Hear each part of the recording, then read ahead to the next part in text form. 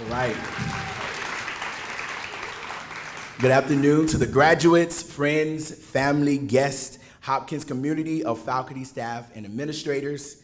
The Multicultural Affairs and the Centers for Diversity and Inclusion welcomes you today to our annual Multicultural Graduation Celebration for our Spring 2023 undergraduate, graduate, and terminal degree students. Give yourselves a round of applause again. That's amazing that you have made it this far. Today's celebration is a culminating program for our graduates where we'll take a moment to acknowledge and celebrate your academic and co-curricular achievement. We're excited to be with you today. Those who are viewing online, we're glad to have you with us. We're excited to be in community with one another. And to feel celebrated and loved is our chore today, to make sure that you feel like you have accomplished so much, and we're taking a moment just to celebrate you and your accomplishments.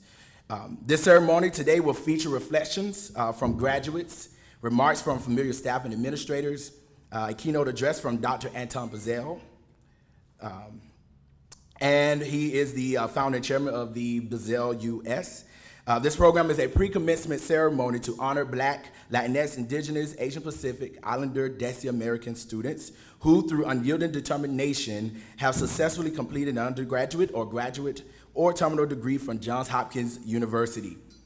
This celebration is representative of the various cultures and heritage, embraces the value of community and scholarship, and it culminates with a presentation of stoles that represents the identities of our students. I'm excited to celebrate your achievement today. So please feel free, those who are viewing online, to chat and to congratulate your graduates who are here today, and to show love and to acknowledge their achievement through the chat.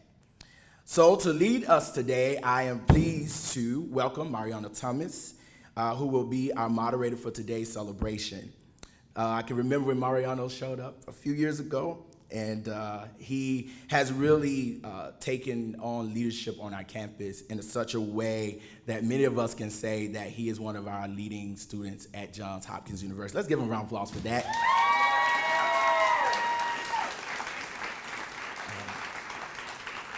He did study through the Krieger School of Arts and Sciences. He was studying neuroscience.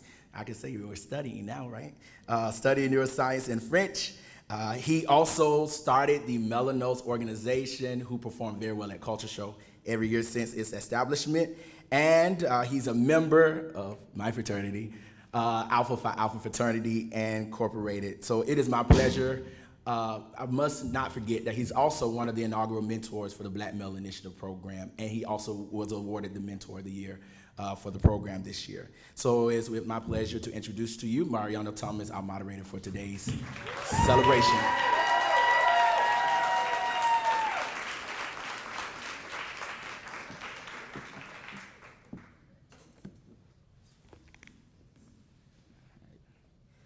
Family and friends, faculty and staff members, and most importantly, my peers of the graduating class of 2023, to this momentous occasion, I welcome you.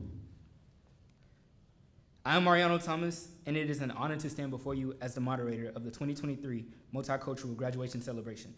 Let's give a round of applause to the graduates for completing this remarkable milestone and closing this chapter.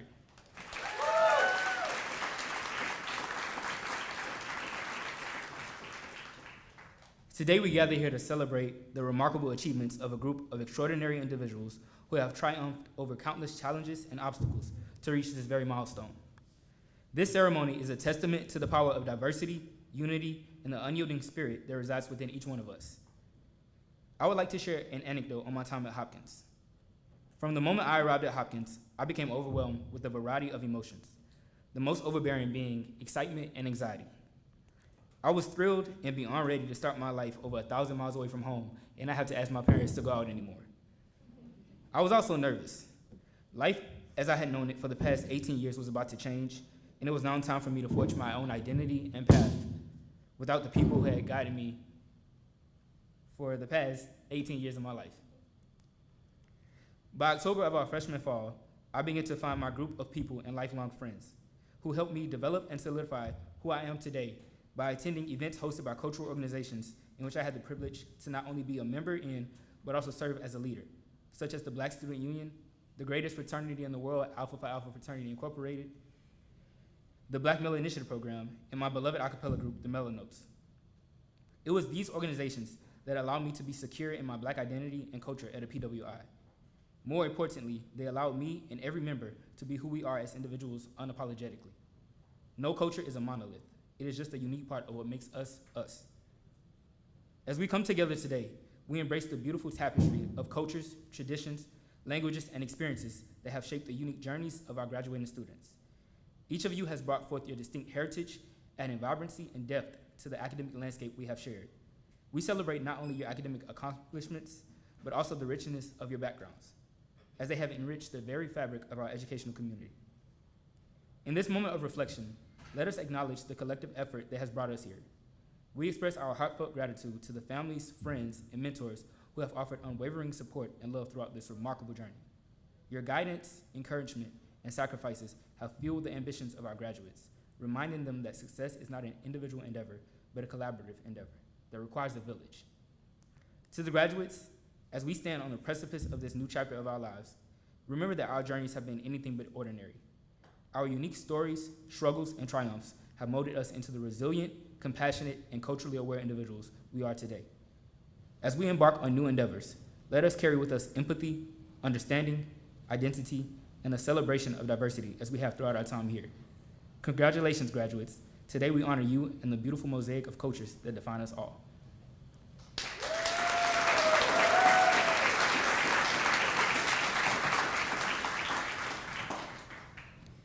And I would now like to introduce Dr. Charles Liu, the Associate Dean for Center for Diversity and Inclusion.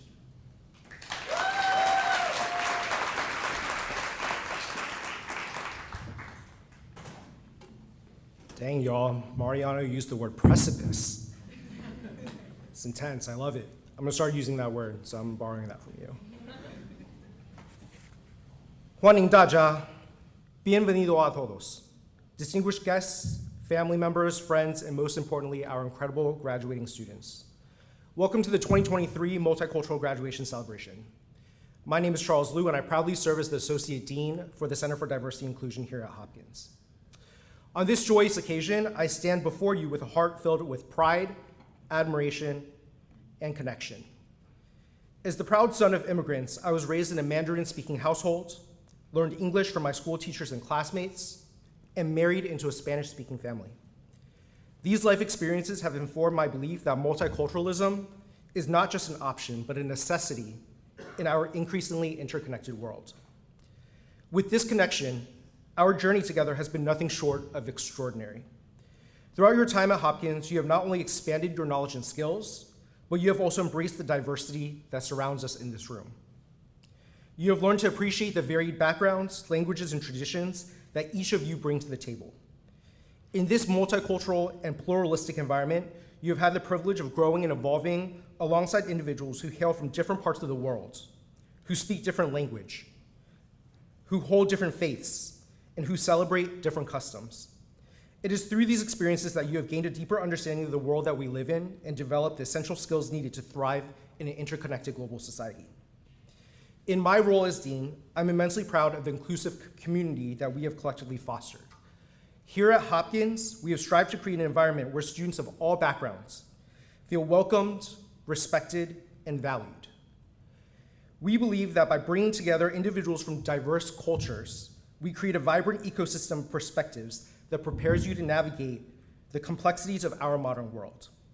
Today, we celebrate those successes of our multicultural graduating class.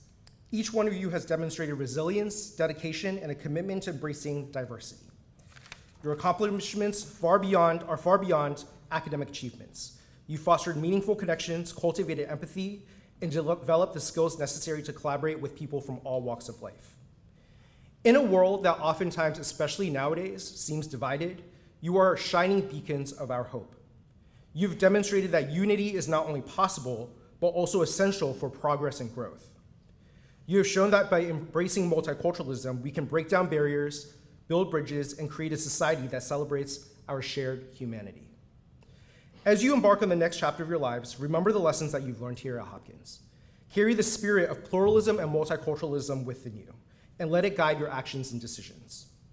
Remember that you have the power to be catalysts for change, to be ambassadors of inclusivity and understanding of whatever path you choose. So, whether you become leaders, entrepreneurs, artists, scientists, educators, or yeah, we're Hopkins, so doctors, remember the value of embracing diversity.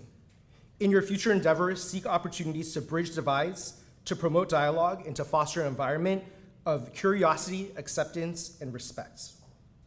So, to all the lovely graduates in the room, there are 3 key groups of people that I'd like for us to collectively thank together. Number 1, for the first group, I'd like to borrow from a famous Chinese proverb that my family instilled in me at a young age. 前人栽树，后人乘凉.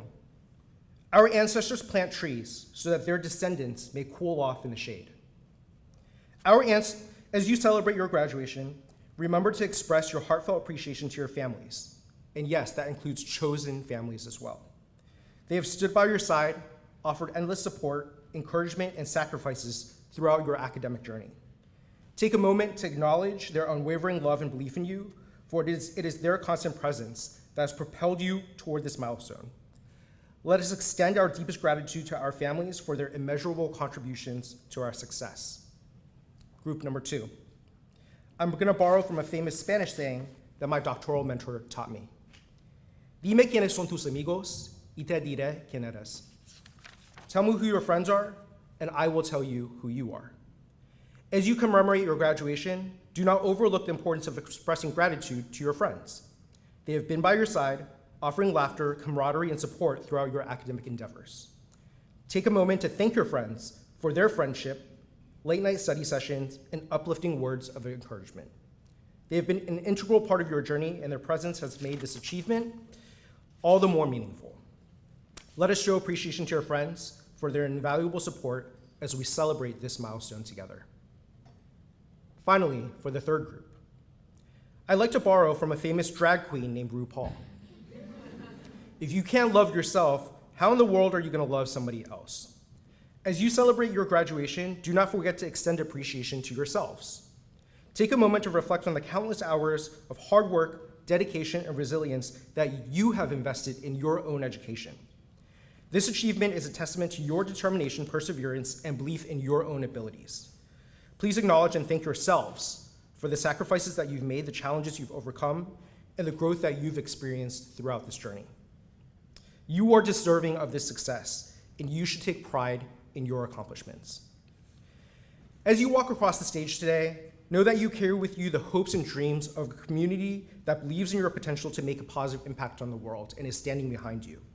We have faith in your ability to create change, to challenge the status quo, and to create a future that embraces diversity and celebrates multiculturalism.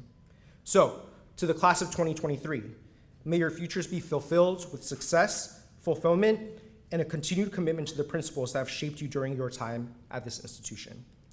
恭喜, felicidades, and in the words of RuPaul, congratulations. Thank you.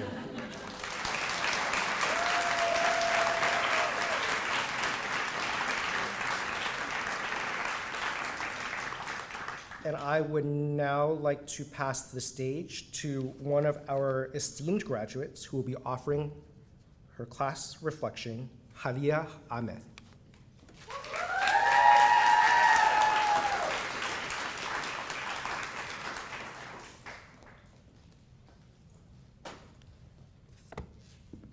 Thank you, Dr. Liu. Good afternoon and assalamu alaikum to friends, family, colleagues, and peers.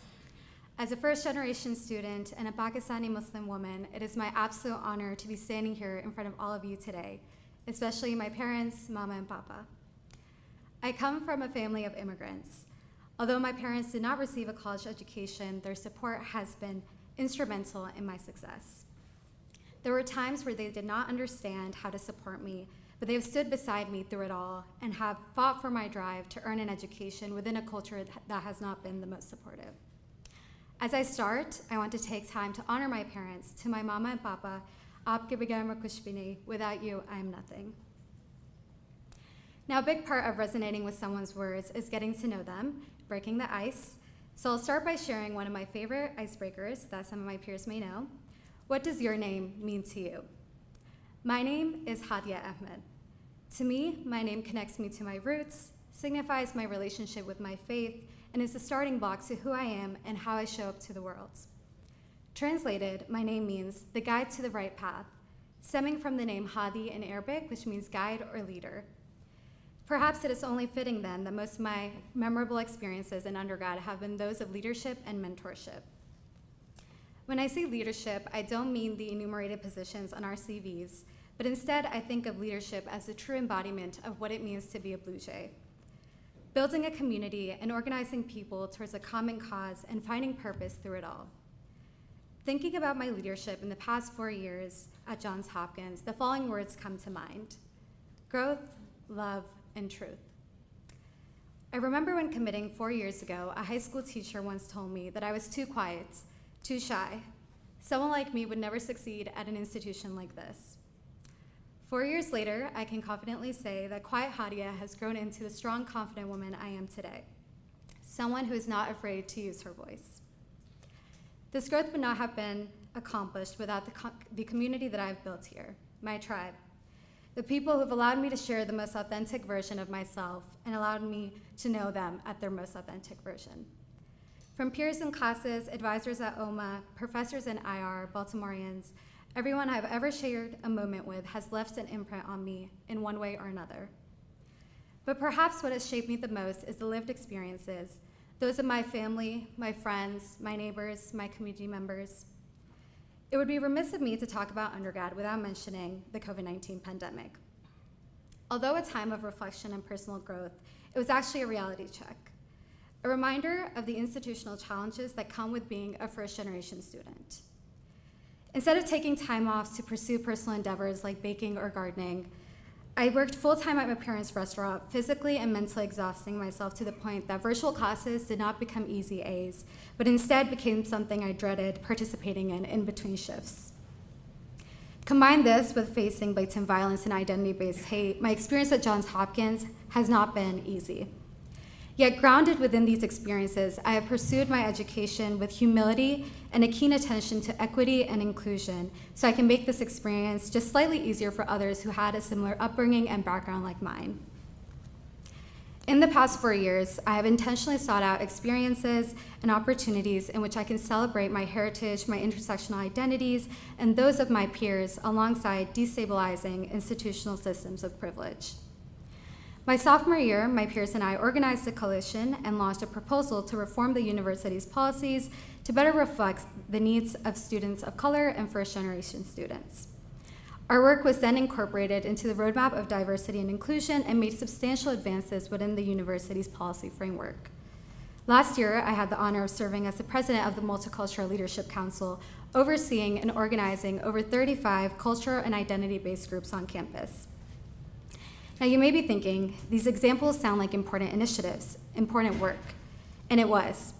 But I do want to note that the work that all of my peers here have done today and put into this institution is important, needed work. This institution would not be the place it is without our collective passion for community. And what it really comes down to is love. A love for our people, a love for one another, a love for justice. These examples of leadership have taught me the value of leading through love, because it is when we build relationships, listen to one another, deepen our knowledge of other cultures, that we build what feels like a true community. As I end, I will bring it back home with this line that you all are probably familiar with, our lovely Hopkins motto: "The truth shall set you free." Recently in an interview, I was asked to share what I think this quote means to me, and honestly, buzzwords like research and innovation came to mind, but as I reflected further on what this quote means, I realized that it's a daily reminder to speak my truth, to be brave, to speak out against the oppressors, to fight for my communities who are not given a voice. As we end this chapter of our lives, I hope and urge that each of us will do this, that all of us, regardless of where we end up, who we grow into, what we pursue professionally, would continue to speak our truth and use our voices to fight for communities who cannot. Palestinians, Kashmiris, Uyghurs, Muslims in India, all those facing oppression and injustices worldwide. I hope that our fight for collective freedom is driven by a deep and genuine love for one another, because in the words of Bell Hook, love is the truest form of justice. Thank you.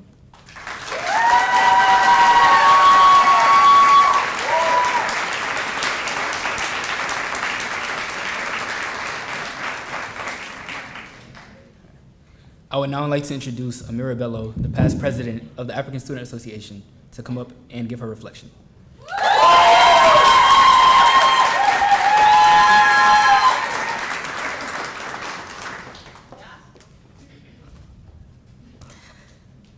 Good afternoon. My name is Amira Bello, and this past year I had the honor of being the president of the African Students Association, which has been the most amazing and fulfilling experience. I owe a lot of who I am today to ASA, and it will always have a special place in my heart. As a Yoruba Nigerian American low-income student, I had huge hopes for my college experience, and my time here has truly surpassed 17-year-old Amira's wildest dreams. I learned the true essence of being forever a Blue Jay, and for that I am indebted. Class of 2023. We were the class that was strict with the spring break, and nothing was the same after that. And even though we basically lost half of our time here to the pandemic, I am so proud of all of us and our accomplishments despite all odds. We are strong, we are brilliant, we are undaunted, we are the future, and we did it. You know how we say a person lived a full life? I think I can say that as I am transitioning out of undergrad, I lived a full college experience. My relationship with the Center of Diversity and Inclusion actually started my freshman year as a peer facilitator for SEED, Students Educating and Empowering for Diversity. Getting to learn about so many inclusive and equitable topics in order to then give trainings on campus gave me such a different and valuable lens of the world. As a pre-med student, I found a way to combine my necessary experiences and my passions, and ended up becoming a DONA certified doula, volunteering at an OBGYN clinic, and becoming a published gynecological researcher. I served as a second-year mentor for the class of 2024, welcoming my cohort to Homewood after being virtual for a year. As a leader and a peer, I've grown so much with every experience, a crucial part of the puzzle, allowing me to move forward with fortitude, propelling forward while leaning back to support others. When I think about my time here at Hopkins, there's one aspect of it that I am particularly grateful for, and that's community, the Black community to be exact. We really have become a family, a large and dysfunctional one at that, which has really made my 4 years here invaluable. Our village has made it possible for all of us to thrive at this PWI. We never had to worry about not having a seat at the table because we were able to create our own. We didn't have to look far to find people that supported us and genuinely cared about us across all 4 classes at any given time. And one thing we knew how to do is have a good time. There are so many memories that I simply can never forget. From being initiated into the most popping Mu Psi chapter of Delta Sigma Theta Sorority Incorporated, and gaining Sisters for Life, to dancing to song after song at the Black Student Union tailgate and formal, being forced to catwalk at Naughty by Nature's hair show, having open dialogue and vulnerability at Female Leaders of Color Black Women's Bonding Night, screaming my lungs out at TDA, Le Temps d'Afrique, their showcase, all the way to ASA winning Student Organization of the Year and our fashion show winning Outstanding Student Program. I am immeasurably thankful to God Almighty for his guidance and blessings on this journey. I am grateful for community. I am grateful for CDI. I am grateful for my last 4 years at Hopkins. And lastly, I am so incredibly grateful for my besties. Jayla, Darren, Michelle, Indira, Crystal, Shaina, Omnia, Josie, and Angel. Hopkins has given me a forever family in you all, and I am blessed beyond measure. This is my love letter to y'all. Thank you, and thank you, Hopkins.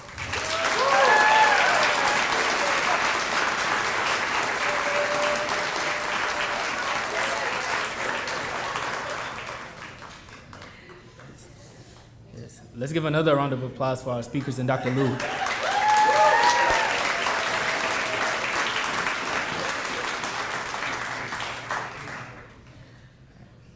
I'm excited to introduce our keynote speaker for this pre-commencement celebration. Our speaker is my dear fraternity brother and a member of Alpha Phi Alpha Fraternity Incorporated, Delta Lambda Chapter, which serves as Sigma Sigma Graduate Chapter. It is my pleasure to introduce Dr. Anton Bazell. Dr. Anton C. Bazell is a physician, entrepreneur, and global chief executive officer of Bazell Global Enterprises, a family of global strategy, consulting, technology, and investment firms that delivers data-driven, research-informed, innovative solutions to complex health, economic, security, and sustainability challenges. Since the founding of the firm in 2010, Dr. Bazell has served as the lead executive officer for the Bazell Companies, which support federal, state, local, and international transformational solutions that help build healthy, secure, and sustainable communities around the world. In 2020, the U.S. Small Business Administration selected Dr. Bazell as Maryland's Small Business Person of the Year and the Southern Maryland Small Business Person of the Year. That same year, Dr. Bazell was appointed to the U.S. Chamber of Commerce Foundation Advisory Board, which advises the U.S. Chamber of Commerce Foundation leadership. Dr. Bazell holds a BA in biology from the University of Virginia College of Arts and Sciences and an MD from the University of Virginia School of Medicine. After receiving his Doctor of Medicine, Dr. Bazell completed his postgraduate residency training in family medicine from Howard University Hospital in Washington, D.C., where he serves as an adjunct faculty member within the Department of Community Health and Family Practice. Please give a round of applause for our keynote speaker, Dr. Anton Bazell.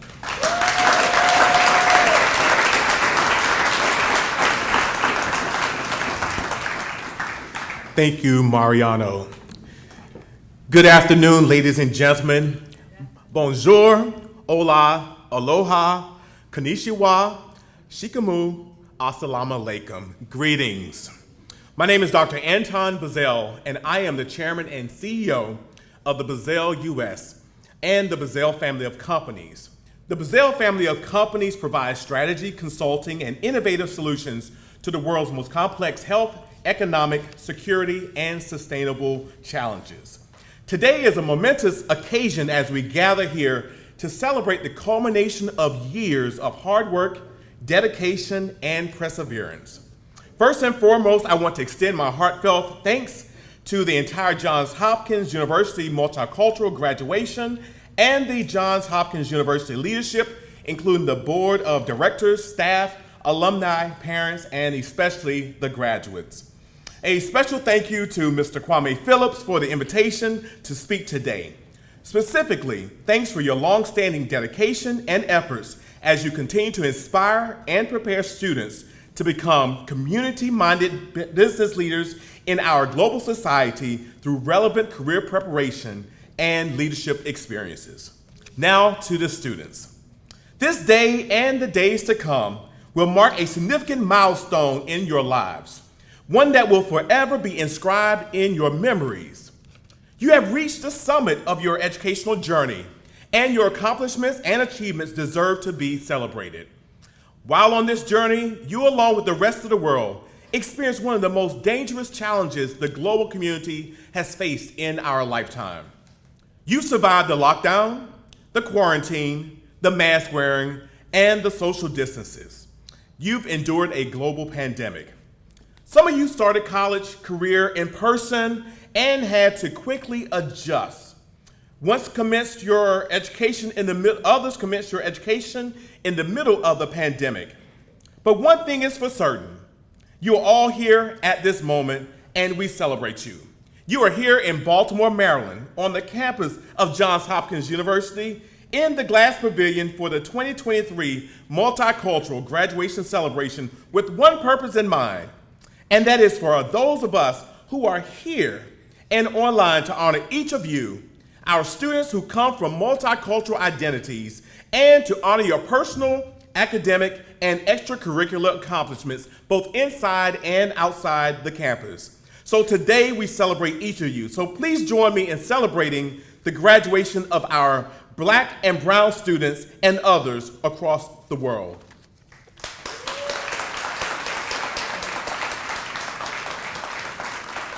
Now that you have reached the culmination moment of your educational journey, I challenge you to, 1, reflect on the past.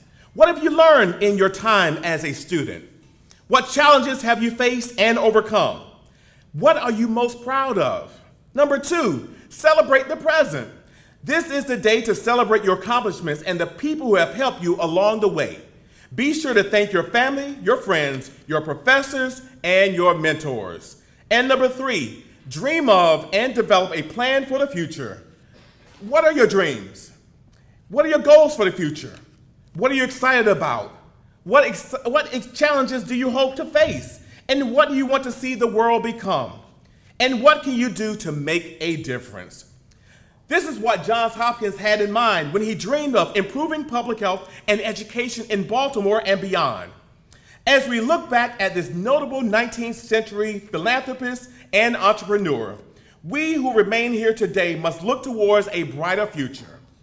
All across these United States, hundreds of thousands of graduates are sitting in auditoriums very similar to the Glass Pavilion. They are sitting there listening to commencement addresses from presidents of the United States, to athletes, to celebrities who are encouraging graduates to follow their dreams.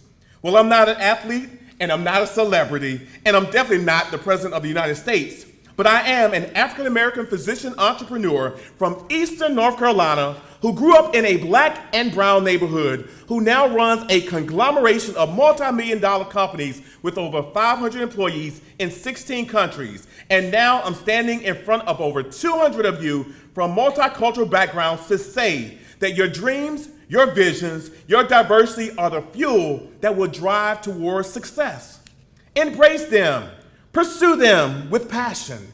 Never lose sight of the incredible possibilities they hold. As a black male, a physician, a business owner, and an entrepreneur, I am a living testament of inspiration and the opportunity to succeed. I am standing on the shoulders of giants. My grandmother always told me to shoot for the stars. You might just land on the moon. All of our dreams come true if we have the courage to pursue them, and that's by Walt Disney. In other words, dreams really do come true. So what happens when you're faced with the reality that others try to delay your dreams and desires? Or they try to define you, but don't really know who you are? I remember being at University of Virginia in my last year of medical school, and we were rounding, and I was in the middle. I was dressed up that day. I had my bow tie on, my black suit, and we were like getting ready to go to graduation just like you are today. And I remember another team rounding. I was standing in the way, but we were rounding on a patient. As another team came by, the chief resident said a derogatory word to me, called me a melon boy. That was very astonishing. But there are people out there that don't want to see your dreams come true. You can read about my story in the Washington Business Journal on that very same thing. So what happens when you're faced with the reality and others try to delay your dreams? Again, keep marching forward. Steve Jobs, the founder and chairman and CEO of Apple, said this: "Your time is limited. Don't waste it living someone else's life. Don't be trapped by dogma, which is living the result of other people's thinking, and don't let the noise of other opinions drown your inner voice. And most important, have the courage to follow your heart and intuition. They somehow already know what you truly want to become. Everything else is secondary." We must embrace our diversity, and that's who we are. That's our makeup. And to be clear, diversity is a fact, but inclusion is a choice we make every day. As leaders, we must put out the message that we embrace, not just tolerate, diversity. And as Jesse Jackson said, inclusion is not a matter of political correctness, it is the key to growth. Diversity, equity, and inclusion are important because they make our society stronger. When we have a diverse group of people working together, we can come up with the most creative solutions to problems. We can also better understand the needs of our community and make sure that everyone has a voice. And I encourage you to embrace your diversity and use it to your advantage, and be proud of your heritage.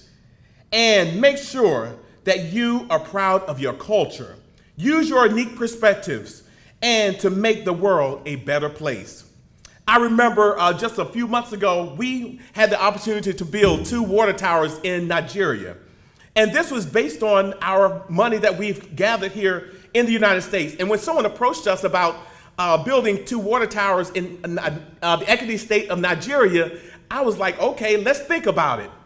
But what we did, we built a 10,000 liter tower in 2 communities for communities that hadn't had fresh water in over 60 years. And they would have to walk.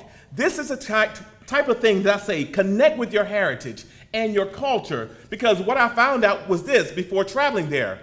My people came from Nigeria, Togo, Benin, and the Ivory Coast. So it was sort of like connecting with your ancestors. Well, I have an airplane to catch in a few hours. I'm going to Tanzania, where we are investing in a community and addressing the global challenge of safe and sufficient water. And with that said, I will leave the following thoughts, which are centered around my love for the aviation industry. Now, in my best Sophia voice from the Golden Girls, picture it. 1980s, New Bern, North Carolina. Growing up, I knew that I was different. I recall life as a preteen, going to school, getting off the bus, completing my homework, playing outside, coming in before the lights came on, eating dinner, watching TV, and for those that understand, waiting for the Star Spangled Banner to come on at around 11 o'clock because the TV went blank. The TV went off until the next morning. Now, life back then was vastly different from what you all have to face today as young adults have to face in the modern day society. We see increased suicide, increased prescription opiate misuse. People are dying. Bullying has increased. And back then, we had 6 to 8 friends. Now y'all got thousands of friends on Instagram, TikTok, and everything else. Growing up, I was always fascinated by flying. My fascination with airplanes started in elementary school when we learned about the Wright brothers and their experimenting with the design of a flying machine that proved successful in 1903 in Kitty Hawk, North Carolina. And that was the first design we know as the airplane. They say the birds can glide for long periods of time, then why can't I? For you see, the home that I grew up was less than a half a mile from the airport in New Bern, North Carolina. In fact, the airplanes would fly directly over our house, and although I had never been on an airplane before, I had a dream of becoming a pilot. I would make paper airplanes and fly them in the yard. My cousins and I were so brave that we would even jump off a 1-story porch or a house and jump off as we were parachuting and pretending to be pilots. Now, I'll say, don't do that today. And I also recall my mom taking me on a trip when I was 10 years old. It was my first flight from New Bern to Washington, D.C. She wanted me to experience the idea of flying. And I was so fascinated because it took a 5-hour trip and it made it into 45 minutes of flying time. Now, I'm sure you're asking, what does that have to do with today? What does it have to do with you being at the start of your culmination of your career and graduation from America's first research university? Well, I'm glad you asked. As you embark on this new chapter of your lives, I would like to share with you 6 valuable lessons we can learn from the art of flying planes. And while unseemingly unrelated to your respective fields of study, these lessons hold significant wisdom that can guide you in your personal and professional endeavors. So recently, I started learning how to fly an airplane. One of the things I learned, number 1, was that preparation builds confidence and sets the foundation for success. Now, the aviation industry is continuously evolving, and the pilots are having to learn new technologies, new regulations, and best practices. And just as pilots meticulously prepare their aircraft before taking flight, it is essential for you all to be well prepared in all aspects of your life. It is essential to be really prepared to take time to equip yourselves with knowledge, skills, and the right mindset. Commit yourselves to a lifelong journey of learning. Stay curious, seek new knowledge and skills, and remain open to growth and self-improvement. This mindset will keep you adaptable and relevant in a changing world. And remember, education does not end with the receipt of your diploma. It is a lifelong journey of continuous learning and personal growth. Education, according to Nelson Mandela, is the most powerful weapon which you can use to change the world. Number 2, embrace the fluidity of adapting to new circumstances. In flight, pilots are constantly adjusting their flight plan or course due to the changing weather conditions. What you have to do sometimes in flight or unexpected challenges in flight, you may experience going through the clouds, which always make for a bumpy situation in your life. How many of you have experienced holding patterns in your life? Similarly, in life, you will face unforeseen circumstances and unexpected challenges. Accept the change, be flexible in your thinking, and be willing to adjust your plans accordingly. But I tell you to cultivate a resilient mindset, embrace setbacks as temporary hurdles, and persist in the face of adversity. And your ability to bounce back will determine your ultimate success. Remember, every class that you've taken, every lab, every essay you wrote, and every certification you've earned has prepared you to adapt to change and challenges. Number 3, recognize failure as a necessary part of the journey towards success. In aviation, it prioritizes safety above all else. Pilots meticulously assess risk and take necessary precautions before every flight. Pilots undergo rigorous training to handle emergencies and unexpected situations, and they understand that mistakes and failures are valuable learning lessons and opportunities. Embrace your failures and your setbacks in your own life with the same mindset. Learn from them, adapt, and use them as stepping stones to grow stronger and wiser. Number 4, embrace the spirit of teamwork and collaboration to achieve greater heights. Pilots rely on a team of professionals, including co-pilots, air traffic controllers, and the ground crew. They do that to ensure a safe and successful flight. So remember that you don't have to navigate through life's journey alone. Embrace collaboration, seek support from others, and surround yourselves with a diverse and supportive network. Together, you can achieve remarkable feats. Number 5, stay true to the mission. In Daniel Gilman's inaugural address as president of Johns Hopkins University, he said, "Our simple aim is to make scholars strong, bright, useful, and true." The mission he described then remains the university's mission today: to educate its students and to cultivate their capacity for lifelong learning, to foster independent and original research, and to bring the benefits of discovery to the world. We live in a time of great challenges and tremendous potential, and we are faced with the global issues of unforeseen circumstances that require innovative solutions to some of the world's most challenging situations and problems. And it's up to each and every one of you and every one of us to contribute to positive change. As graduates, you have the power to make a difference, whether it's in our communities, our professions, or on a larger scale. As you embark on this next chapter of your lives, it is natural to feel a mixture of excitement and apprehension. The road ahead may seem uncertain, but the education and the experience you've gained at Johns Hopkins have equipped you with the tools you need to navigate it successfully. So stay true to the mission by embracing opportunities for growth, be open to new perspectives, and never stop seeking knowledge. Let your curiosity lead you, and let your passion drive you to make a positive impact on the world. So as we move forward from this momentous occasion, remember these lessons from flying airplanes. 1, preparation builds confidence and sets the foundation for success. 2, embrace the fluidity of adapting to new circumstances. 3, recognize failure as a necessary part of the journey towards success. 4, embrace the spirit of teamwork and collaboration to greater heights. And stay true to the mission is number 5. By incorporating these principles into your lives, you will soar to great heights and achieve extraordinary things.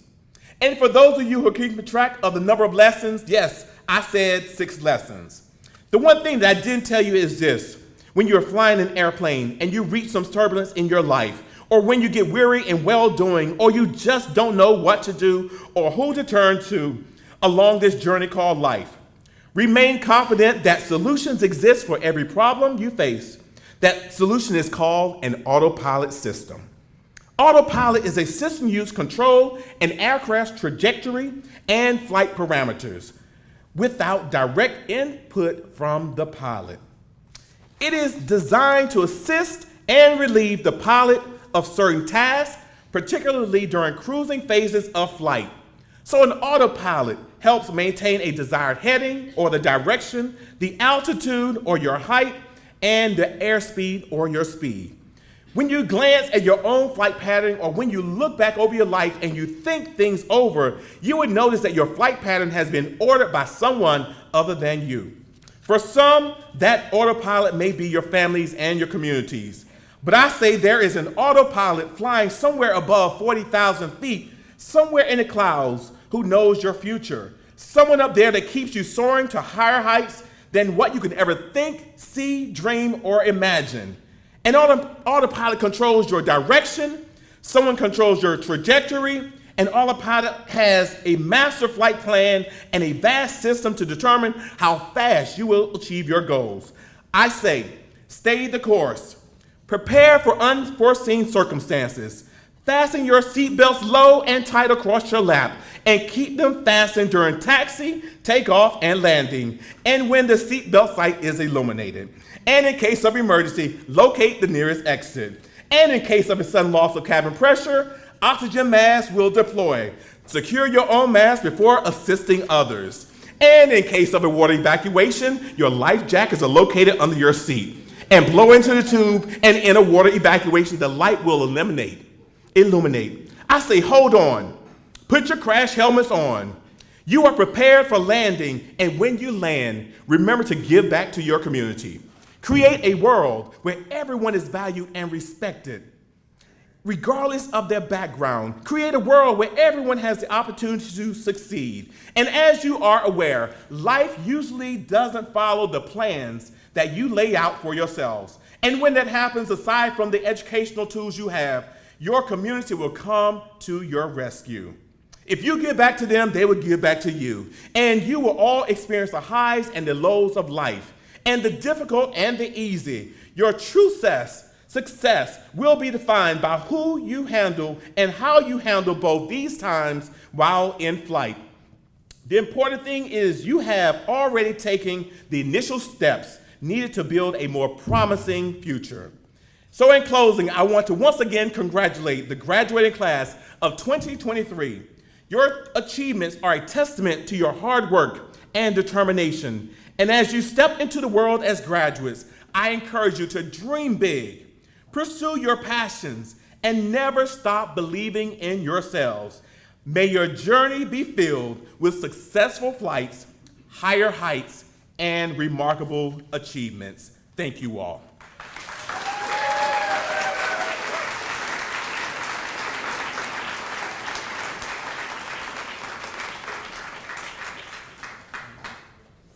Please give another round of applause for Dr. Bazell.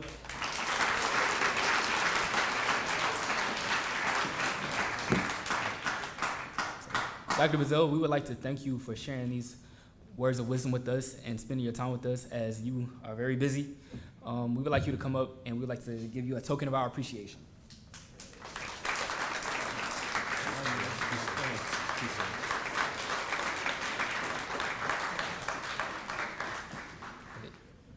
I will now introduce the Assistant Director of Multicultural Affairs, Isaac Hollis, and he will come up here and talk about the purpose of the celebration. So please give a round of applause for Isaac.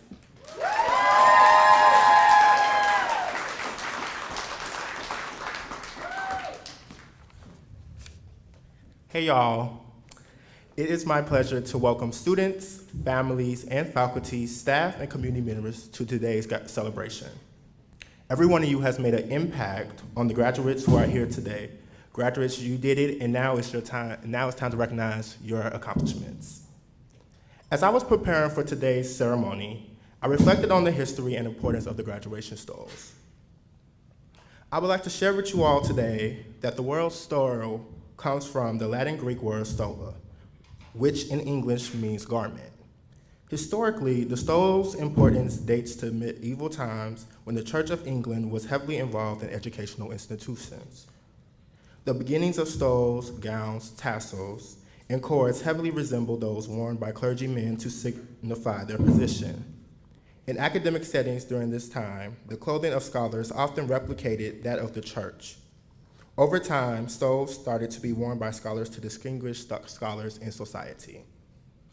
Graduation stoles eventually transitioned into a more modern display of a student's uniqueness. Today, graduates may wear stoles for a variety of reasons. It is because you are proud of your academic achievements and or involvement in co-curricular activities during your college career.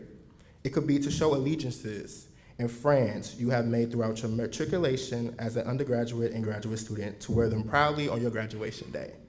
Nonetheless, the stoles you will receive today, it is to honor and recognize your achievement here at Johns Hopkins University.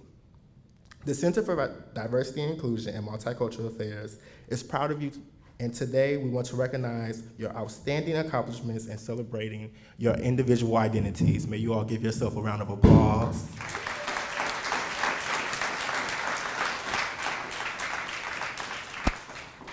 Okay, so it's that time, y'all. So may I please ask that the second row stand up and follow the direction of Faith. And may I please ask Dr. Charles Liu and Dr. Damani Piggott to come up. Thank you.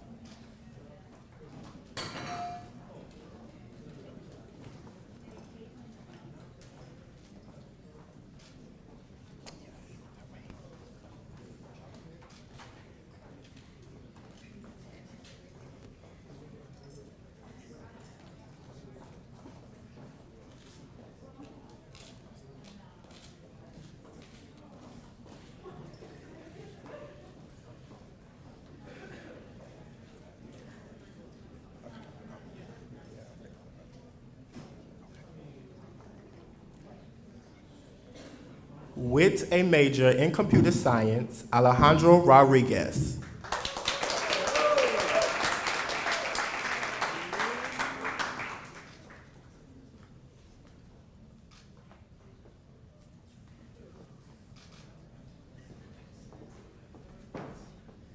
With a major in computer science, Marcelo Morales.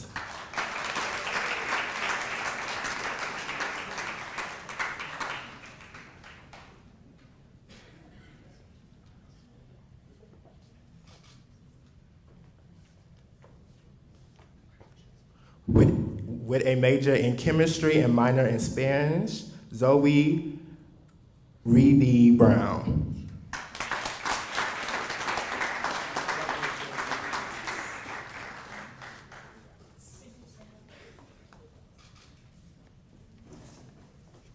With a major in computer science, Alan Raposo.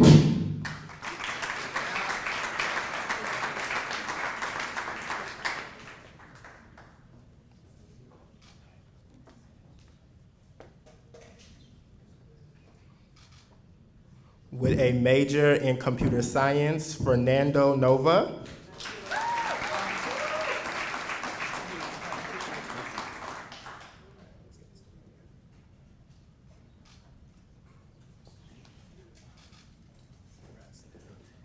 With a major in psychology, Rocio Mayorga.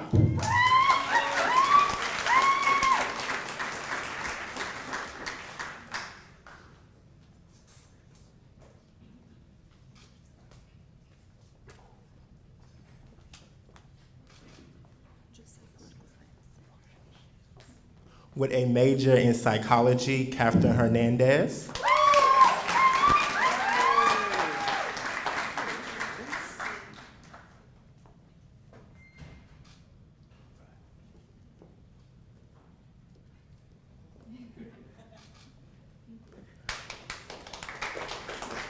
With a major in political science, Michaela Chua.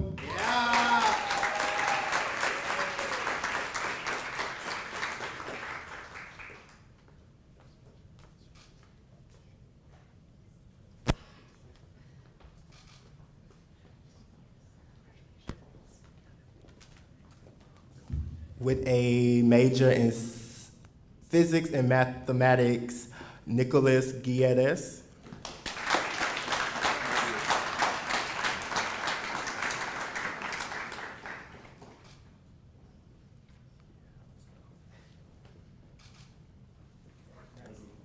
a major in public health, Pamina Mejia.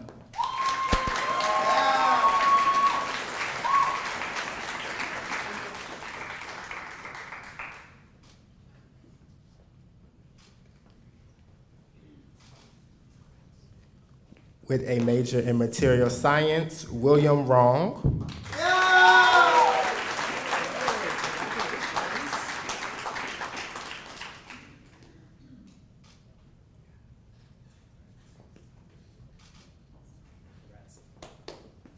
Getting a Master's of Science in Nursing, Brianna Hardy.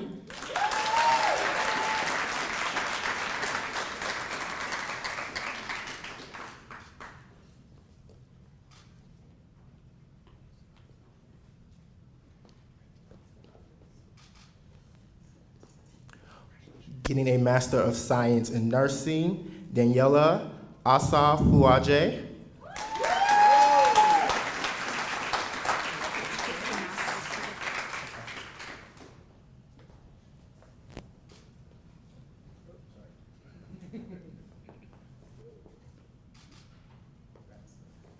With a Master's in Nutrition, Sydney Miles.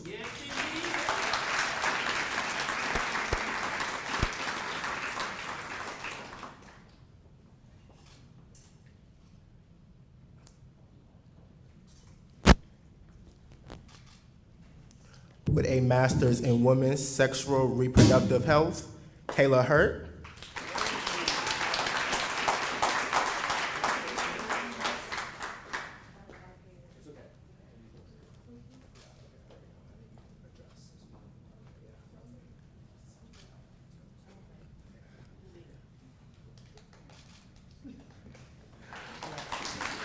With a Master of Science in Public Health and Maternal Child Health, Monica Watat.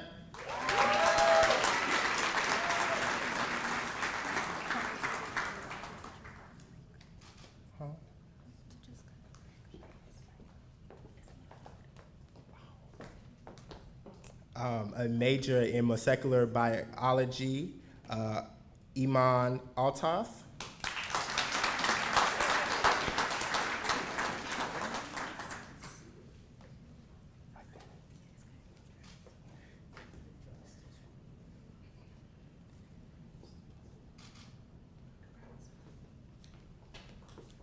With a major in public health, Ingrid Villarreal.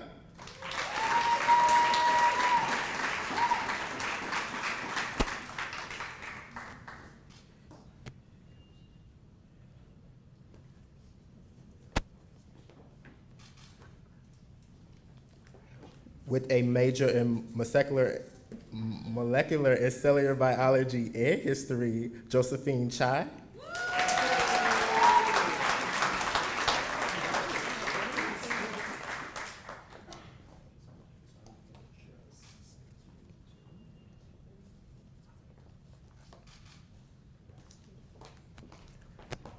With a major in chemical and biomolecular energy, Michelle Mokea.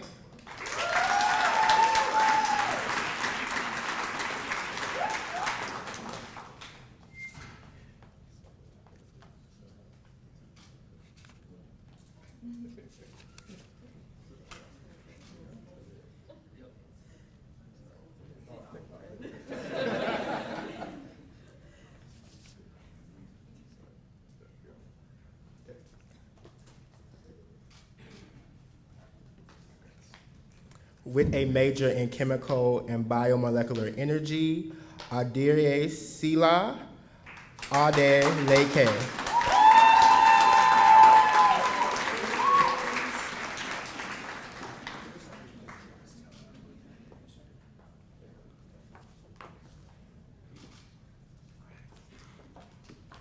With a major in public health studies and psychology, Omenia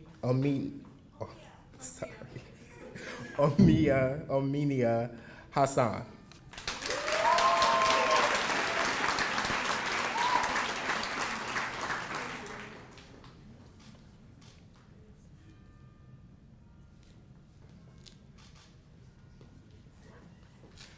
With a major in neuroscience and public health studies, Indira Somerville.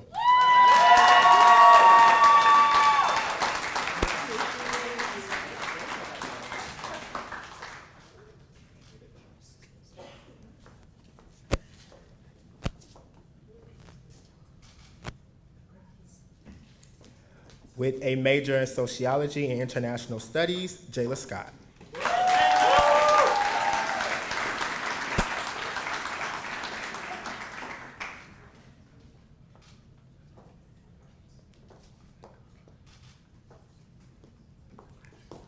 With a major in computer science and a minor in visual arts, A.B. Abdullah.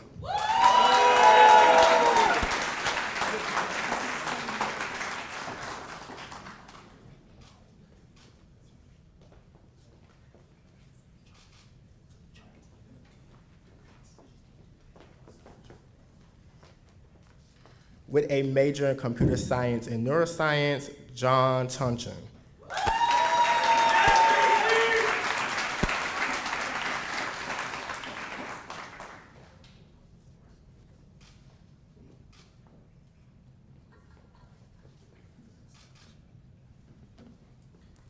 With a major in psychology and a minor in visual arts, Sarah Lee.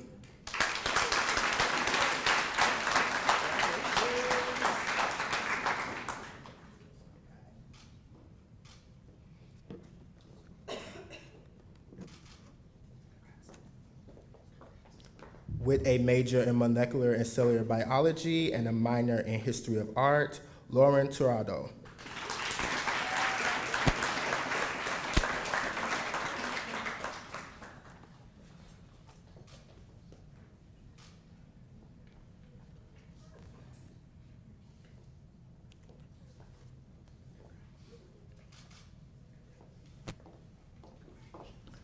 With a major in behavioral biology and Spanish, Jessica Durer.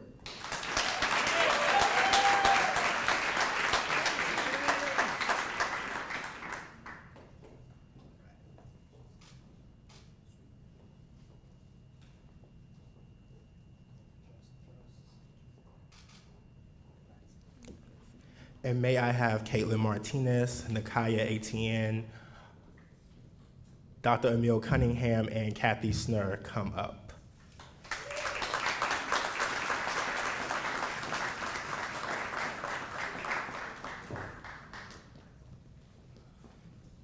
Hello, everyone. Can we have row 3 start lining up by Faith over there?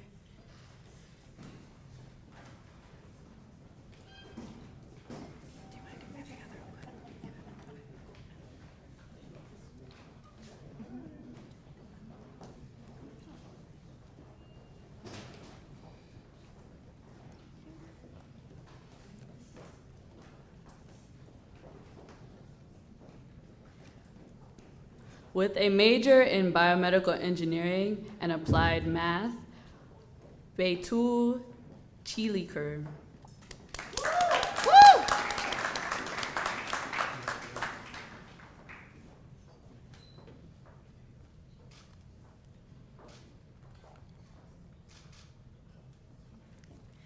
With neuroscience and psychology, Akshata Balaji.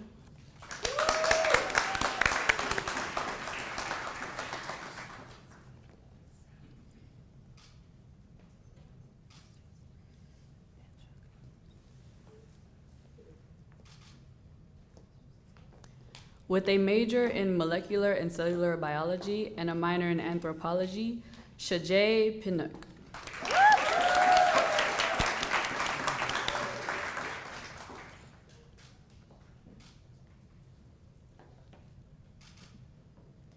With a major in international studies, Spanish and financial economics, Raymond Perez.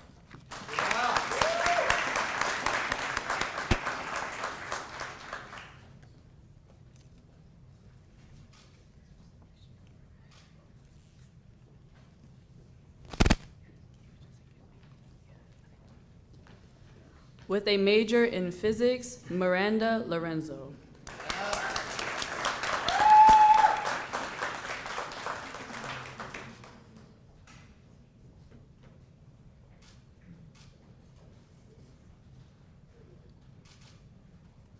With a major in Chem BE, Nicole Jimenez.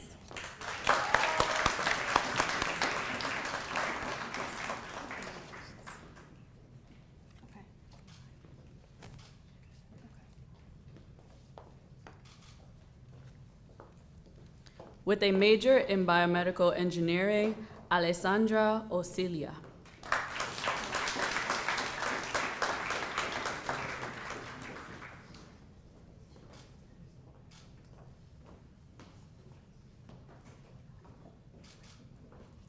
With a major in molecular and cellular biology and public health studies, Selena Liu.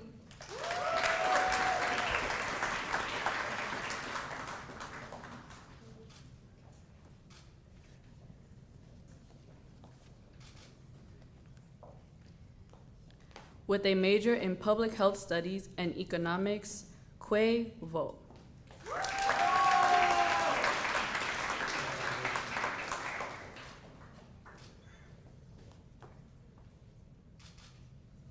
With a major in public health studies, Isabel Veloso.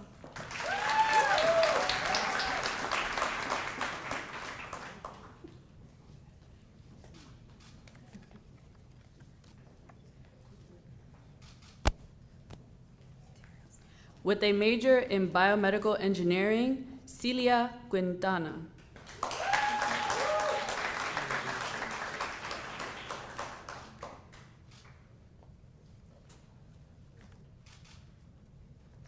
With a major in material science engineering, Omar Khan.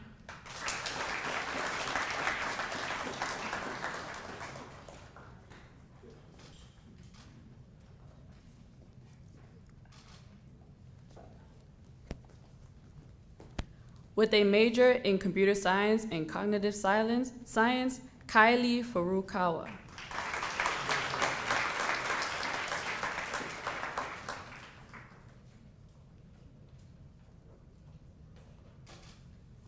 With a major in natural sciences and a minor in psychology, Isaiah Norman.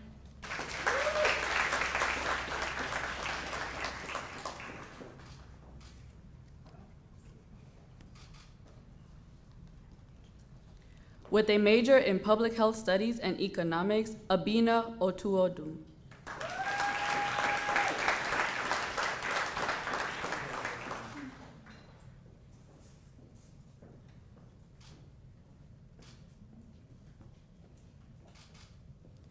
With a major in chemistry, Sarah Duran.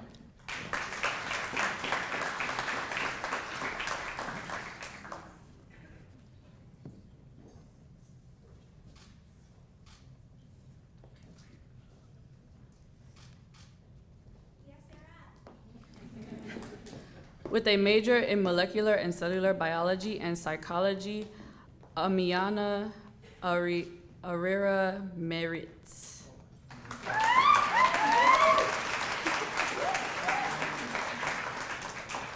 With a major in molecular and cellular biology, Rebecca Burhani.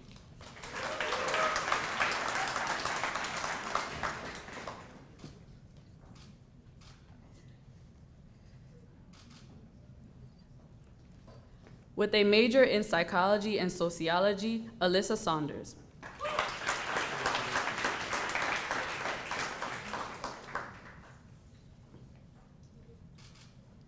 With a major in neuroscience and a minor in psychology, Soo Yun Park.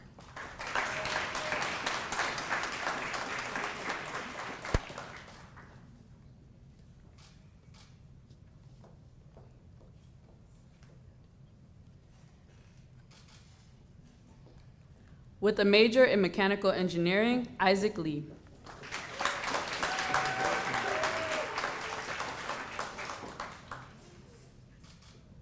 With a major in biomedical engineering and a minor in entrepreneurship and management, Benjamin Dubner.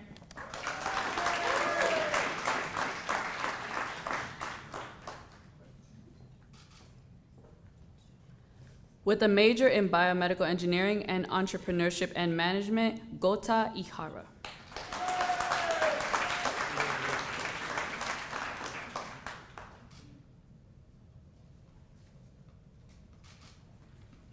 With a major in biomedical engineering, Chun Hei Ryan Chan.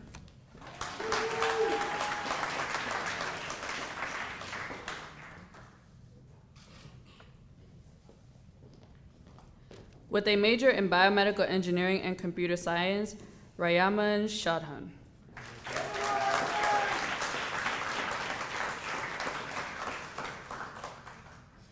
With a major in neuroscience, Natalia Gonzalez.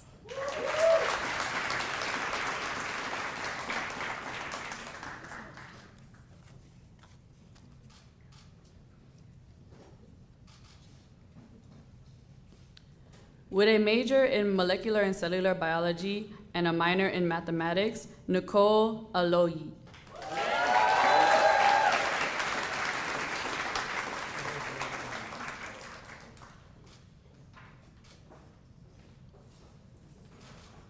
With a major in public health and entrepreneurship management, Oluchi Obuna.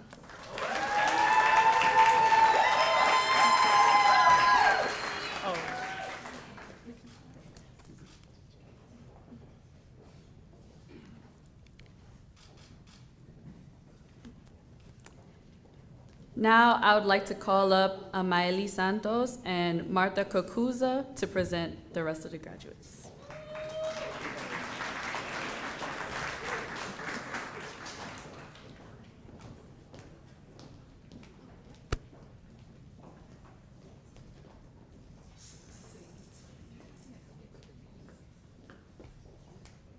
Hello, everybody. My name is Amaeli Santos Rivera. Saludos a todos. Thanks for being here. I will start now. With a minor in molecular and cellular biology and psychology, Fatima El Zamzami.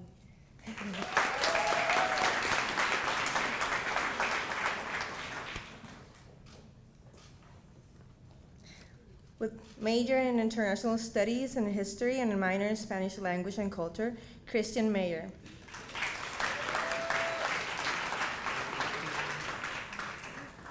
Major in biology and a minor in psychology, Fatin Diop.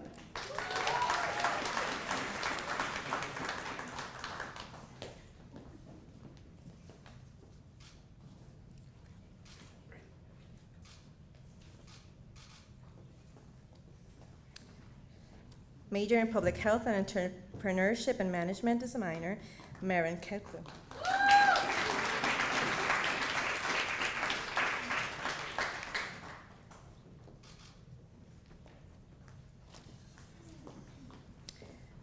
With major in public health and a minor in psychology, Sarah Kuriaman.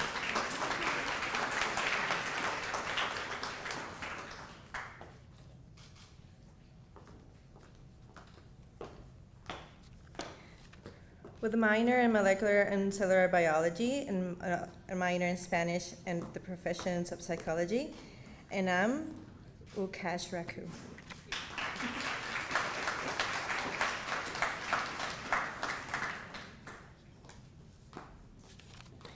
With a major in public health and a minor in psychology, Yordan Oz D. Jen Ife.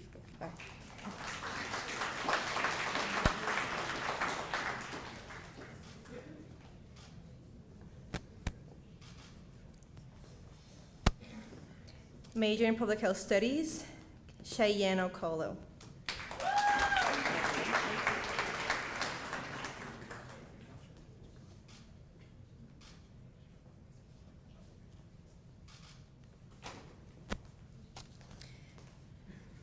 With a major in public health as an undergrad, Nicole Ucheya.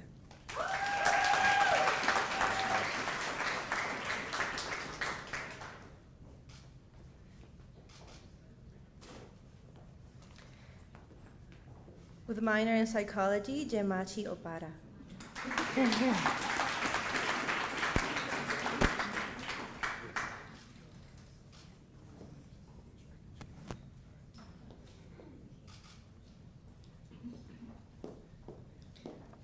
With major on molecular and cellular biology and public health, Phoeben Weldon.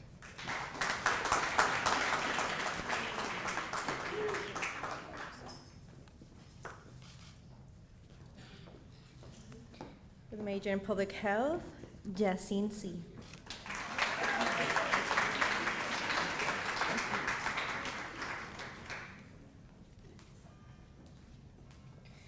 With a major in neuroscience, Loic Sangwa.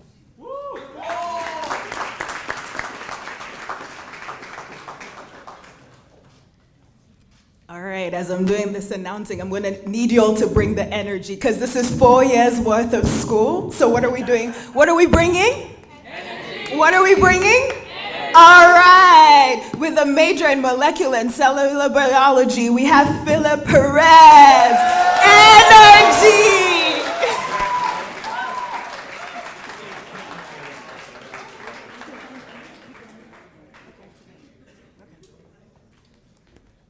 With a major in behavioral biology, Emily Los Calzo.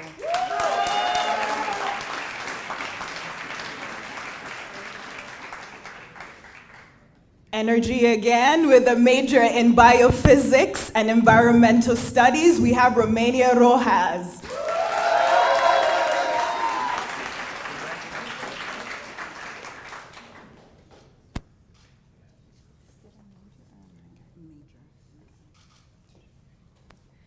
With a major in mechanical engineering, Brian Retino.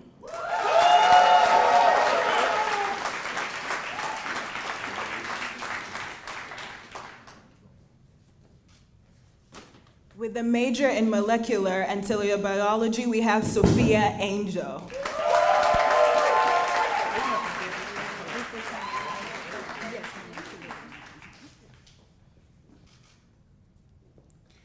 With a major in molecular and cellular biology, Stephanie Ruiz Torres.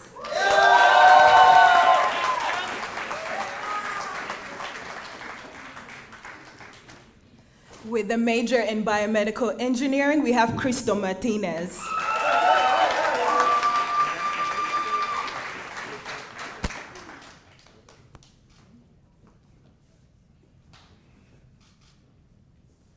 With a major in molecular and cellular biology and a minor in psychology, Hedrayasa, sorry?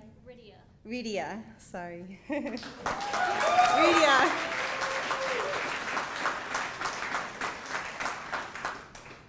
We have a double major, public health and psychology. We have Ritika Parbi.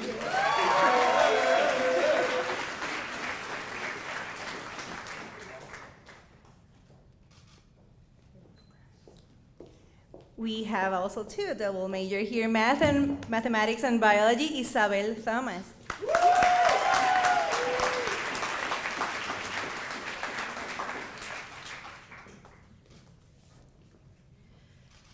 With the Masters of Science in Engineering, Biomedical Engineering, we have Harambe Kuldab Gupta.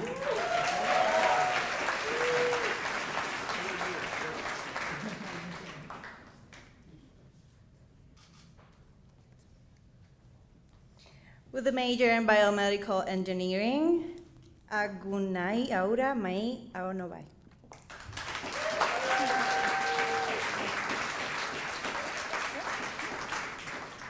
With a major in international studies and a minor in Africana studies, we have Kutra Patel.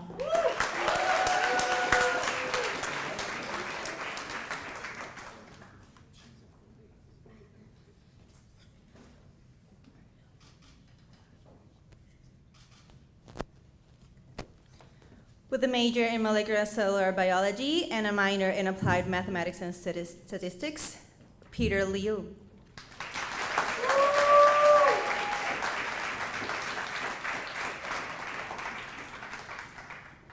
With a major in chemical and biomedical engineering, we have Folanle Koloshe.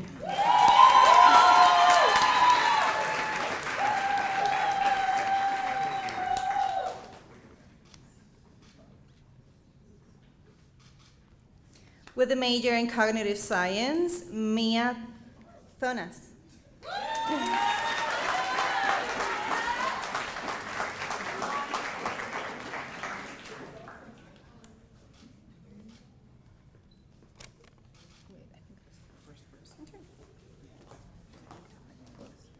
With a major in computer science, Kevin Velasquez.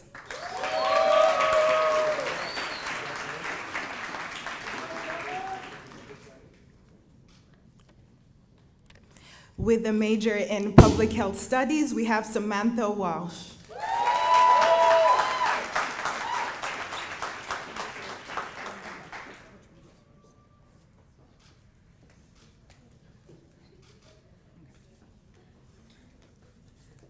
With a major in public health and international studies and a minor in Latin American studies, Emma Bocanegra.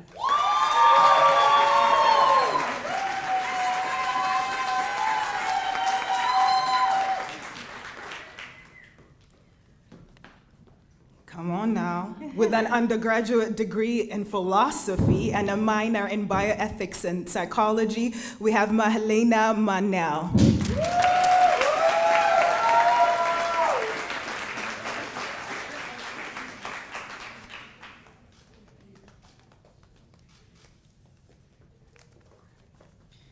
With a major in computer science and a minor in visual arts and marketing, Shaina Gabala.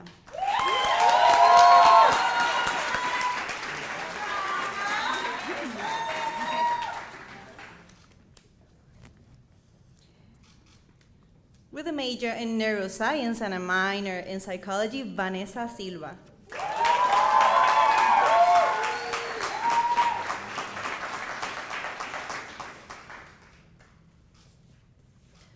With a major in chemical and biomolecular engineering, we have Kenzie Thorpe.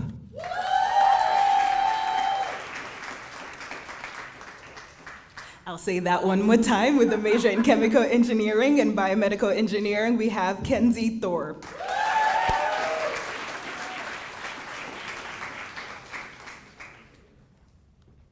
With a master's in robotics, Capi Ketan Menta.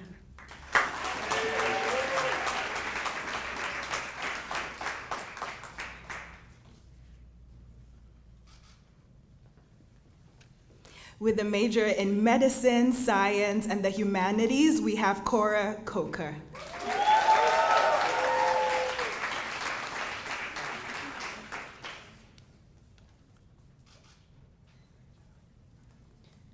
With a major in chemistry and Spanish, Brahim Rishdon.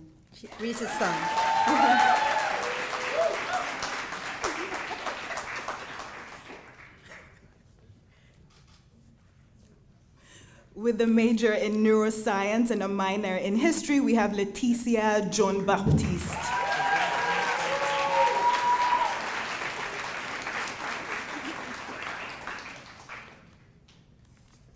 With a major in neuroscience and public health studies, Vini Parrique.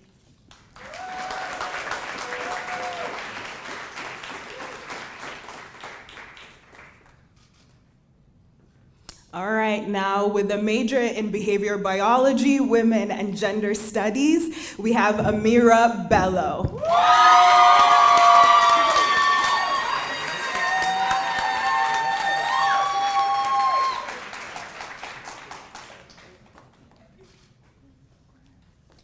With a major in public health studies and a minor in Spanish and for the professions, Helen Taylor.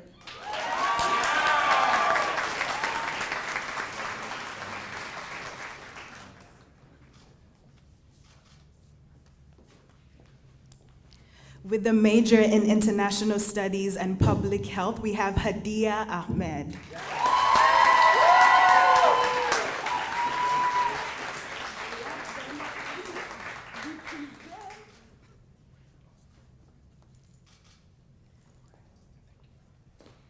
And I have the honor to present a major in neuroscience and French, Mariano Thomas.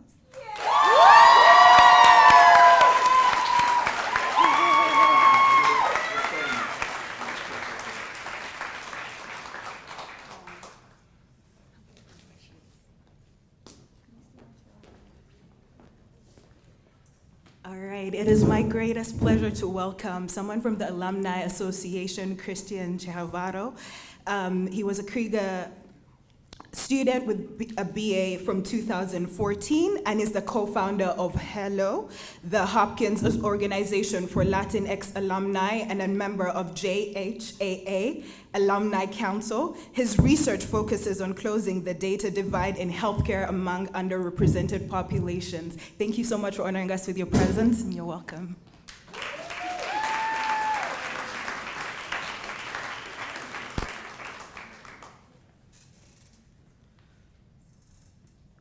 All right. Let me make sure that with my Puerto Rican voice, I'm not blowing any eardrums here with this mic. But congratulations again to the class of 2023. You did it!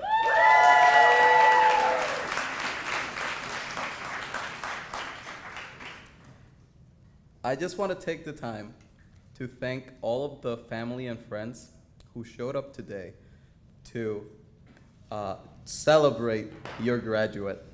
And today, honestly, it's all about community. So I really just want to take the time to acknowledge the role that each and every one of you has played in supporting your graduate and getting them here today. So if the friends and family that are here could stand up, I want to give you a quick shout out and applause. Thank you.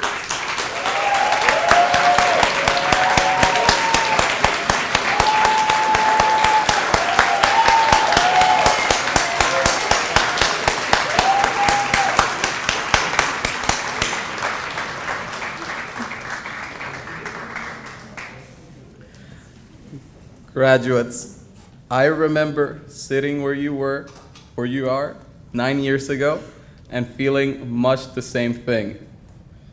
Very exhausted, but also very relieved and very grateful to have finally crossed the finish line. While during your time here at Hopkins, I'm sure you have made many irreplaceable brothers and sisters in the class of 2023. I just want to reassure you that their solidarity and their support is not going away. Because that day that I was sitting where you are, while I was relieved that I was leaving behind the long nights of studying, momentarily, of course, for many of us, and also leaving behind the piles of homework, I was also very much dreading being separated from what I want to really call transformative friendships that I have been blessed with during my time here at Hopkins. And while you all have fellow brothers and sisters in the class of 2023, you all made it here to the finish line. Today, you will join an even larger family of aunts, uncles, and cousins in the Alumni Association. And today, now that you are embarking on a new stage in your life, I want you all to know that you can count on us. Whether it's help with your resume, mock interviews, mentorship, all the way to potentially organizing or assisting with disaster relief efforts, or, you know, I have to slide this in here, yes, even deflecting an asteroid. You can count on your fellow change makers to help you chart your course.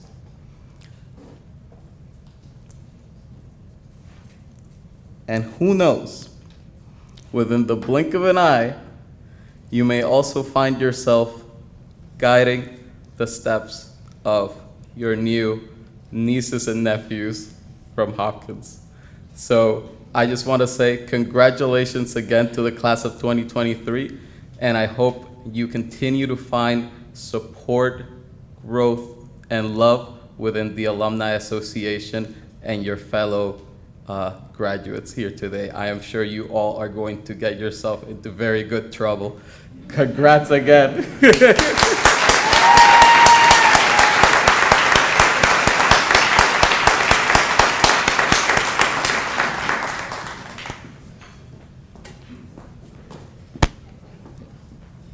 And now to give the closing remarks, I would like to invite up Helen Taylor.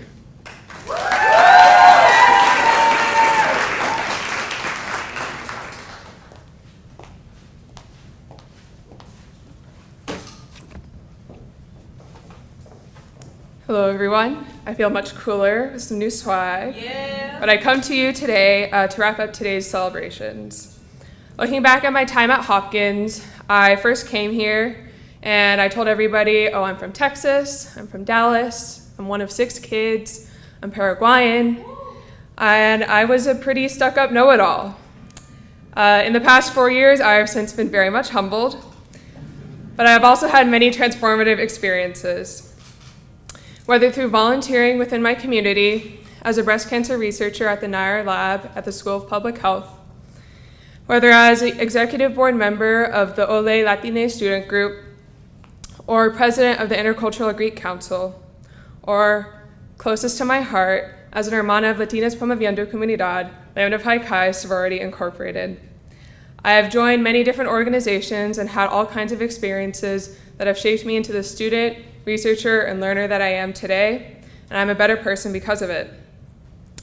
This past semester, I was also the recipient of the Center for Diversity and Inclusion Exemplary Leadership Award, as well as recognized as the Fraternity and Sorority Life Sorority Member of the Year. I am very honored to have been a recipient of those awards, and now I'm honored to speak to you, my fellow multicultural graduates. I wish all of my fellow graduates a huge congratulations.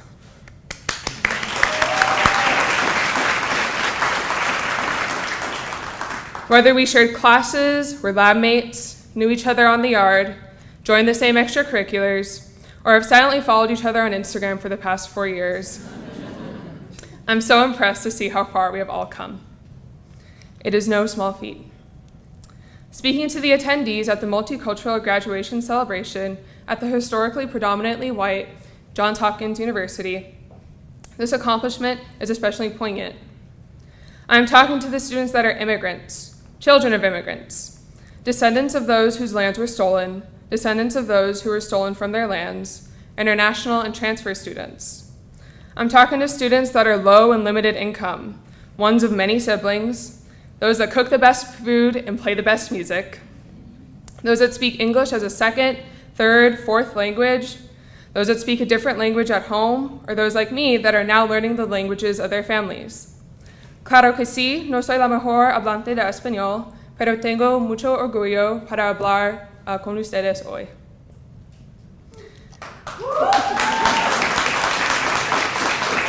I've got more. I'm talking to students that were told the BS that they only got in because of their race or ethnicity.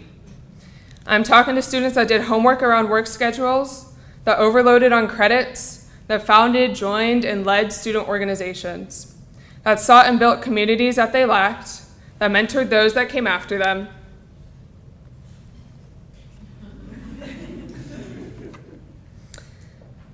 and that don't know how to rest, that destigmatize out-of-date beliefs, and those that dismantle harmful systems of power. Most importantly, I'm creating to students that create relationships and form legacies that will last beyond their 4 years here.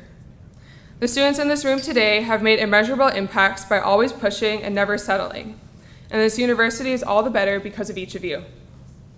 This has been an uphill battle, so thank you each for all the work that you have put in.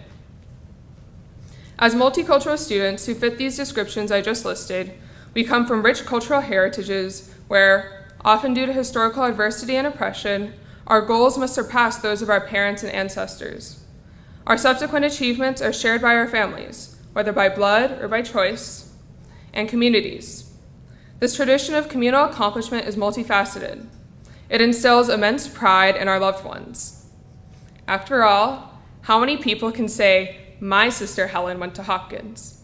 I can only think of 5. No matter how far we may be from our childhood or ancestral homes, this insatiable fire drives us to improve and strengthen our communities. It's why so many of you are pursuing paths, careers, and passions that uplift those that look and love just like you do. Whether through research, engineering, medicine, literature, education, justice, or creative expression, just to name a few. However, simultaneously, that same flame sometimes burns too hot, threatening to burn us with the admonition to do more and be more. If you're anything like me, you've probably said something along the lines of, "I'll sleep when I'm dead," a few too many times. We are so used to the constant pressure of living up to expectations that we rarely consider our own limits until our bodies remind us. I'm sure the nurse at Hellwell that told me my ear infection was actually just teeth grinding would agree. Unfortunately, we are already too familiar with burnout, exhaustion, and the grind, literally, And as soon-to-be college graduates, we are only at the start of our lives. So, after we walk across the stage in a few days and receive our little diplomas, frame not included, and as the years go by and the names of the lecture halls on this campus are long forgotten, I ask you to carefully decide where you invest your time, energy, and hearts. Please do the math on the efforts that you put in and the payoffs you see, and I trust that you can balance that equation and stop spreading yourselves so damn thin. Get comfortable with saying no. Block off time to hang out with loved ones, as well as alone time on your calendars. Purposefully take care of yourself. Foster hobbies and time off. Choose who gets the privilege of being in your inner circle. Protect your peace and draw your boundaries. We have each achieved so much already, so I don't want you to dim your flame. Instead, intentionally build your fire. And I believe that you will grow brighter and stronger than you ever dreamed of. I'm so excited to hear about all that you will each accomplish. My fellow classmates, you are the best, hardest working, and brightest that this school has to offer. After studying, working, and living beside y'all for the past 4 years, I can say this with complete confidence. So it is my charge to you to nurture your flame. Wherever your journey leads you, may you be supported and loved by your chosen and biological families and communities. Felicidades and congratulations, class of 2023.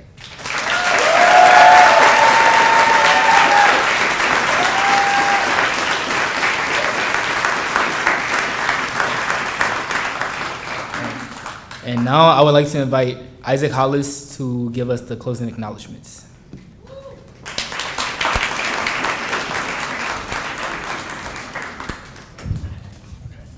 Hey y'all, I'm back. So first, I would like to thank the family and friends for being here to help celebrate your graduate. I would also like to thank all of our speakers today, Kwame Phillips, Dr. Liu, our moderator, Mariano Thomas, our student speakers, Helen, Hadia, and Amira, Dr. Anton Bazell, and the Alumni Association. Thank you to our announcers, presenters, and program participants. Lastly, I would like to thank Kwame Phillips and the Multicultural Affairs and CDI team for coordinating today's efforts. Please give a round of applause for all of them people.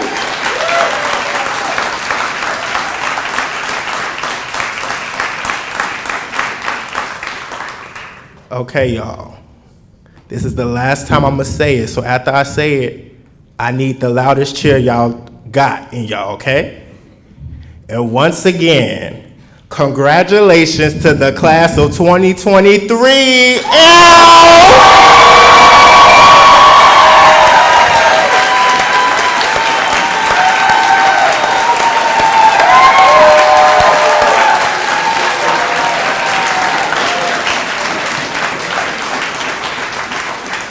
Look at y'all graduating, okay. And so next, I would like to invite all of our graduates to take a photo on the steps. It is gonna be in the discretion of our photographer over there, Will Kurt, and as well as we are going to have a reception in the Great Hall, which is where a lot of you all started, which is past these doors this way, as well as here in the Glass Pavilion patio, outside these two doors where that exit side is. And once again, congratulations.